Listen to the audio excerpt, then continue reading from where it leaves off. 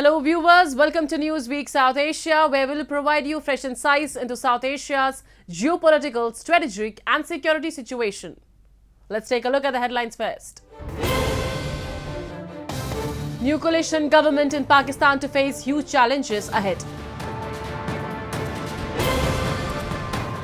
Telecom surge in POK linked to support for terror groups, officials warn. And United Nations holds conference on Afghanistan in absence of Taliban representatives.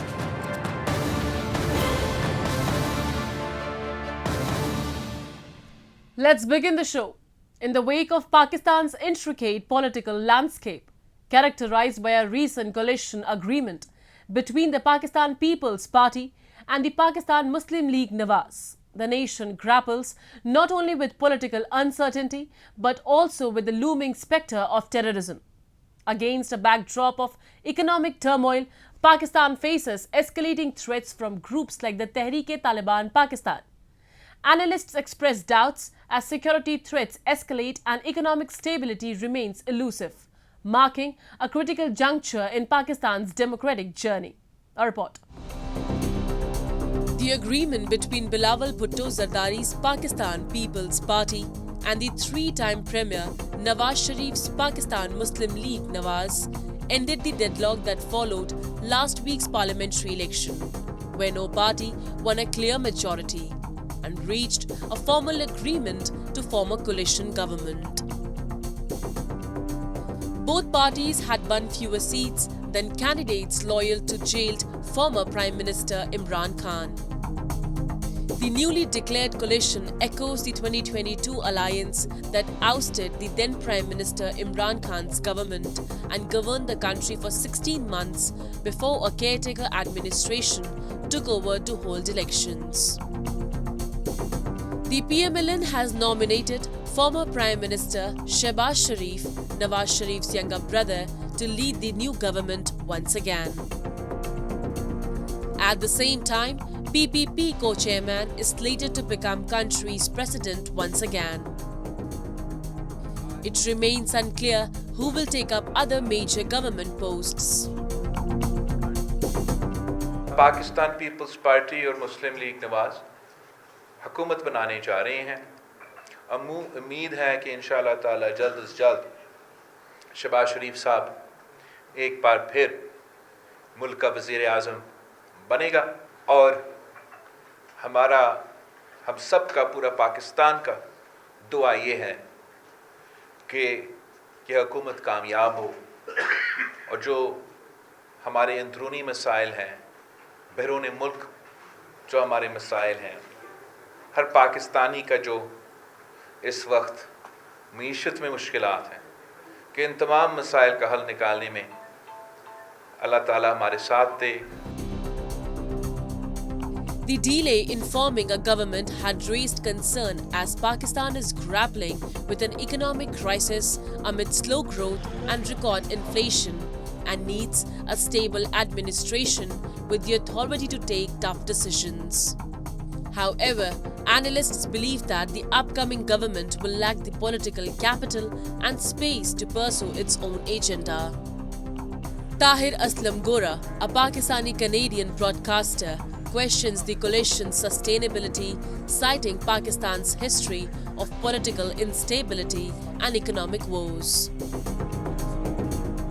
एक तो alliance भी बहुत difficult है, दूसरा ये है कि जो पाकिस्तान के इकोनॉमिक हालात हैं उसमें भी ये सरकार ज़्यादा लंबे अरसे तक चलती नज़र नहीं आ रही। वैसे भी आपको पता पाकिस्तान में कोई भी प्राइम मिनिस्टर आज तक अपना 5 साल का टेन्योर पूरा ही नहीं कर सका, अच्छे से अच्छे हालात में भी। तो इस वक्त जो पाकिस्तान के हालात हैं वो तो टेरिबल हालात हैं। मुझे नहीं लगता कि ये अलायंस अपना वक्त पूरा कर पाएगा। उसका कारण ये है कि इस अलायंस को भी एक तरह से गन पॉइंट पे सरकार चलाने के लिए कहा गया है कि आप सरकार चलाइए। कोई भी नहीं लगता था कि इस सरकार को चलाना चाहता है। ना पीटीआई वाले चाहते थे, ना ये पाकिस्तान मुस्लिम लीग वाले चाहते थे। इन सब का पॉलिटिकल कैपिटल ख़त्म हो जाएगा। Economic turmoil and political instability aside, Pakistan also faces a deteriorating security situation. with a surge in terror attacks by outfits such as the Tehreek-e-Taliban Pakistan, particularly in the provinces of Khyber Pakhtunkhwa and Balochistan. According to the Pakistan Institute for Conflict and Security Studies, an Islamabad-based research organization, almost 93% of the total attacks took place in these two provinces, with Khyber Pakhtunkhwa, the worst affected province, witnessing 416 attacks since November 2022, when the TTP walked out of the ceasefire with the government. TTP ideology is aligned with the Taliban in Afghanistan, which currently rules the war-torn country. There is no doubt that Afghanistan under the Taliban continues to be a breeding place for terrorists, but at the same time, Pakistan is also responsible for growing terrorism in the region. Islamabad cannot play a victim card just by blaming the Taliban rulers for promoting and sponsoring terror organizations like TTP. Pakistan also played an active role in the creation of the Taliban in the 1990s. It again helped in Taliban's resurgence in 2021. Pakistan was the only country to have backed the return of the Taliban in Kabul. The Pakistani-Canadian broadcaster emphasizes that the roots of this phenomenon trace back to past government policies. देखिए, religious fundamentalism खुद पाकिस्तान की तमाम सरकारों ने आगे चलाया है, इसको पानी दिया है, और अब जिस सांप को पाला है वही सांप इनके लिए ख़तरा है, इनको डसने को तैयार है, डस रहा है, ऑलरेडी डस रहा है, लेकिन समझने को तैयार नहीं। जिन तालिबान को तैयार किया था, वो तालिबान अब ये कहते हैं कि हम डिवेंडर लाइन को नहीं मानते। जिन एक्सट्रीमिस्टों को, जहादियों को इन्होंने कश्मीर में भारत के ख़िलाफ़ टेररिज्म के लिए तैयार किया, अब वही जहादी इनके गले पड़ रहे हैं। तो ये चैलेंज तो पाकिस्तान की सोसाइटी को हर लिहाज से है। देखिए, ये एक माइंड सेट है, रिलीजियस फंडामेंटलिज्म एक माइंड सेट है। ये माइंड सेट इट्सेल्फ पाकिस्तान को बर्बाद करने के लिए काफ़ी है। For Pakistan, it is time for serious introspection and admission of mistakes. Political instability and lawlessness have driven the state to the edge of precipice. The future of democracy in Pakistan is bleak.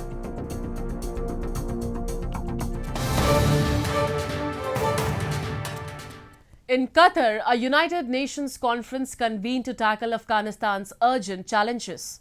Special envoys from UN member states and representatives from Afghan civil society gathered to address discussions on humanitarian aid, engagement strategies with the interim government, and the nation's political future.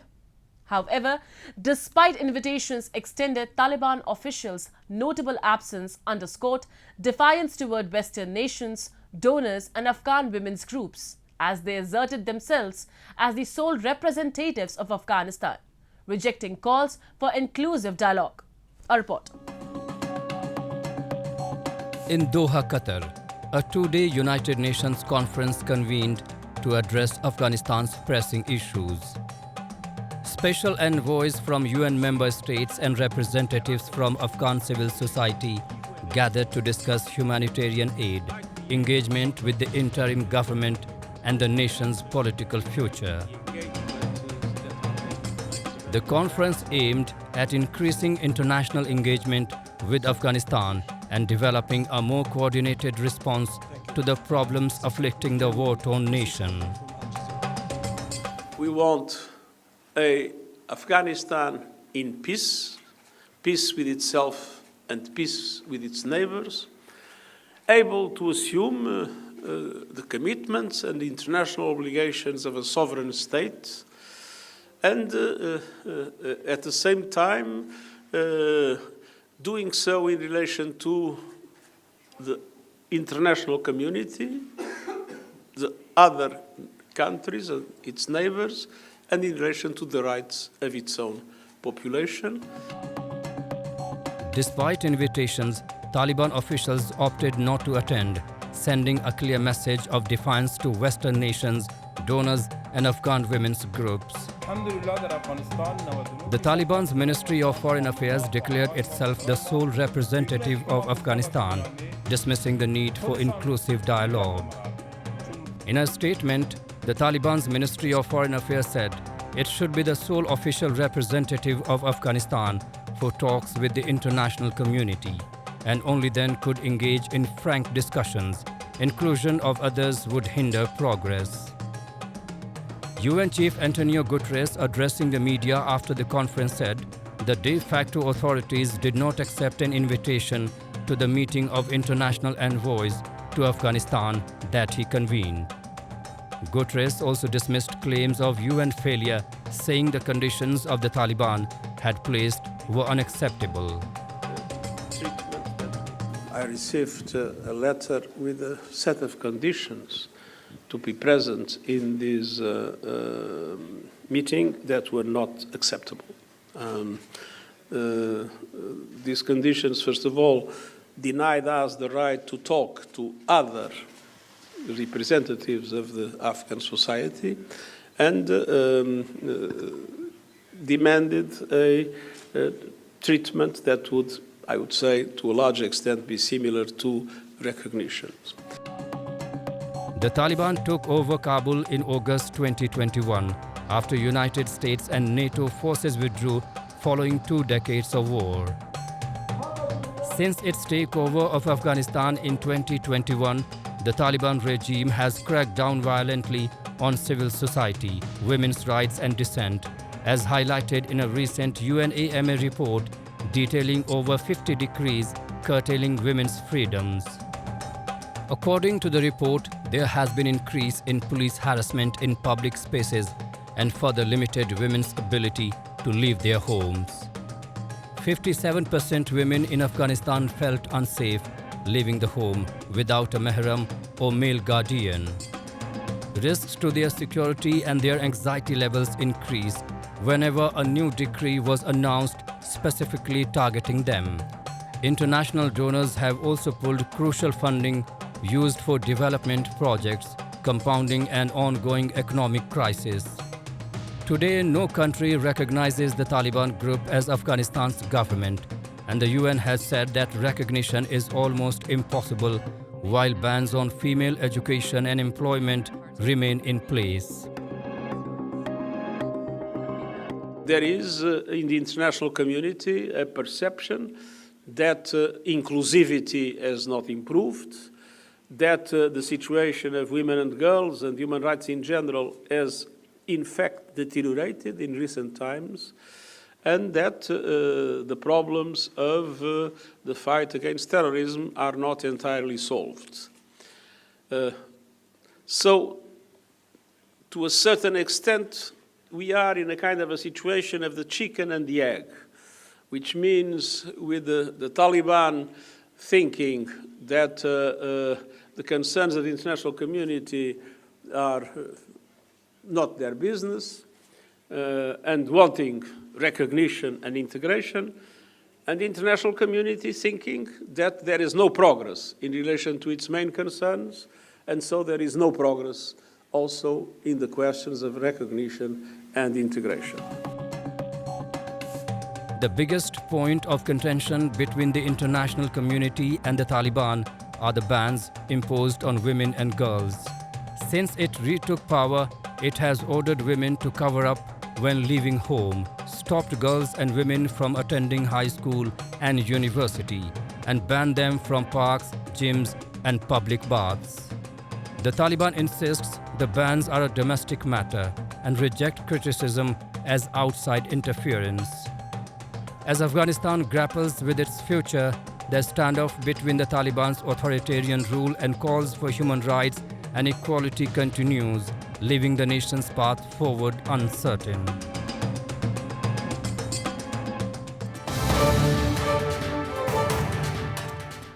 The line of control dividing India and Pakistan has once again become a focal point of concern. Recent reports reveal a clandestine surge in telecom tower installations on the Pakistani side of the LOC.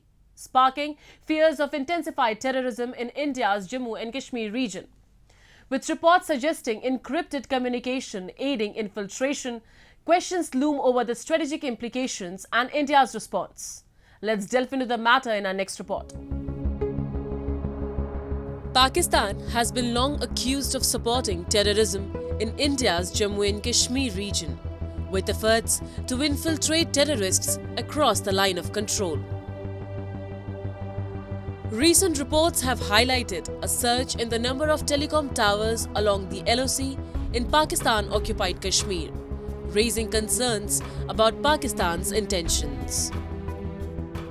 Indian officials believe that the increase in telecom infrastructure is a part of Pakistan's strategy to assist terrorists trained by the ISI in crossing the border into India. These terrorists are reportedly using highly encrypted YSMS services to communicate. This kind of technology helps to combine smartphones and radio sets for covert communication, which the terrorists have been using for their benefit in terms of infiltration activities and planned terror attacks in the south of Pir Panjal range in Jammu. The way the Pakistan has been raising up its telecom structures right next to the border, first of all, that is against the treaty, the World Treaty, that you cannot have towers wherein your signals are going into the neighboring country, number one. Number two, now these towers are being used by the terrorists because what Pakistan is doing is, it is using drones and other way to send the Pakistan SIMs to these people over here, whether they are underground, overground workers or even the terrorists who are trying to infiltrate. And they are using these signals, the signals from these towers to communicate. You will have to jam their signals and put jammers over there so that wherever that tower is there, you have a jammer and it jams all the signals which are coming into India. The strategic placement of these telecom towers near the LOC and the international border blatantly violates Article 45 of the International Telecommunication Union's Constitution, a body operating under the United Nations. At the moment, several factors and measures are being determined by the Indian government to prevent the telecom signal transmission from Pakistan. In 2019-2020, India was successful at thwarting the Pakistani efforts by shutting down the telecommunications system in Kashmir. It is expected the same may follow given Pakistan's illegal activities around LOC. Moreover, the sudden increase in telecom towers coincided with India's announcement of Operation Sarva Shakti. The operation intends to flush out the residual terrorists in the area in south of Pir Panjal range, following the success of Operation Sarv Vinash. Operation Sarv Shakti was all round, was mandated, it was planned so that on both sides of the Pir Panjal that these terrorists would be flushed out, the underground, overground workers would be flushed out, and all the terrorists who are operating, whether it is on this side, that is the Rajouri Poonch side of the Pir Panjal, or whether it is in the Anantnag side of the Pir Panjal, they would all be eliminated. Because generally what was happening is, whenever action was taken from one side, these people would cross over and go over to the other side. So this time, in Operation Sarv Shakti, it is being ensured that these terrorists cannot cross over and they will be eliminated soon. Pakistan has been consistently aligning with various terror groups or jihadist sympathizers to gain control of the perception warfare in Kashmir.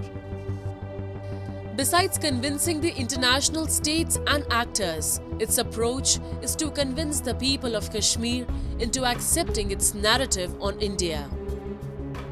With the proliferation of additional telecom towers in POK, Pakistan seeks to expand its propaganda reach into Indian territory and maintain communication channels with sleeper cells or overground workers associated with its terror groups. However, India remains vigilant, facing the ongoing challenge of countering Pakistan's maneuvers and safeguarding its borders against infiltration and terrorism.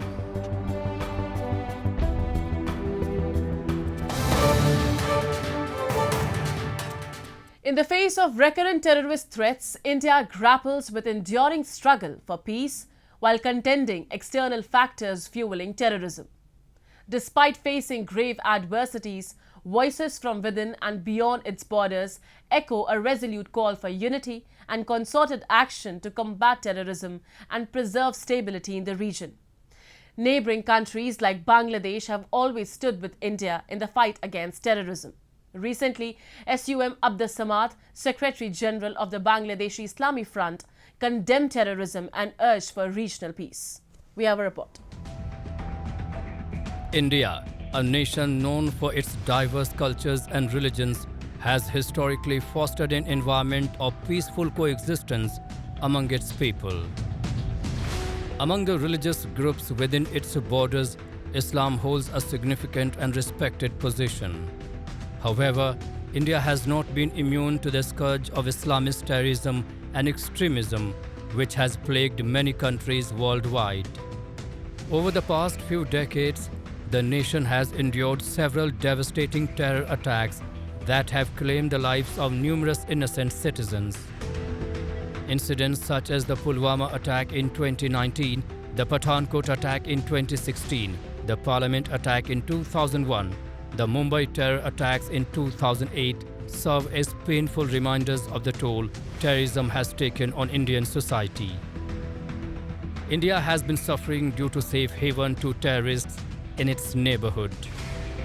World's deadliest terror group, be it Al-Qaeda, Jaish-e-Mohammed, Lashkar-e-Taiba or Hizbul Mujahideen, they have been receiving shelter, training and financing in Pakistan.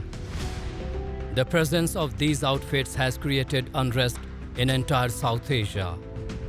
During a visit to India, the Secretary General of the Bangladesh Islami Front, SUM Abdus Samad, unequivocally denounced terrorism and those who perpetrate it in the name of religion. He emphasized that terrorism contradicts the principles of Islam and declared that true Muslims reject violence against innocents. Terrorism इस्लाम के ख़िलाफ़ है। किसी को बेकसूर हमला करना, मारना, ये इस्लाम को भी अनुमोदन नहीं देते हैं। हम टेररिज्म के ख़िलाफ़ हैं। टेररिज्म इस्लाम के साथ कोई ताल्लुक़ नहीं रहता है। जो टेररिस्ट है वो अच्छा मुस्लिम को भी नहीं हो सकता है। Samad also highlighted the importance of a responsible government in Pakistan that actively combats terrorism and prevents its proliferation in South Asia. He acknowledged Pakistan's struggle with economic challenges and escalating militant violence amid a politically charged atmosphere. Pakistan के ऐसा impact south Asia में नहीं है।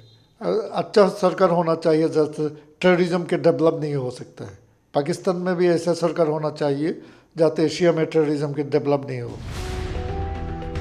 Pakistan is struggling to recover from an economic crisis while it grapples with rising militant violence in a deeply polarized political environment. The voting process itself was marred by disruptions, poll rigging, including a mobile internet shutdown on election day, and unusually prolonged result announcements.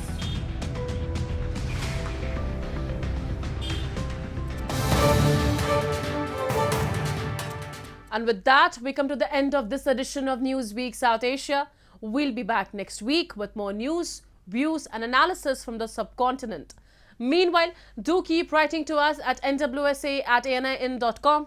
This is Shivangi Mishra signing off on behalf of the entire production team of Newsweek South Asia. Goodbye and take care.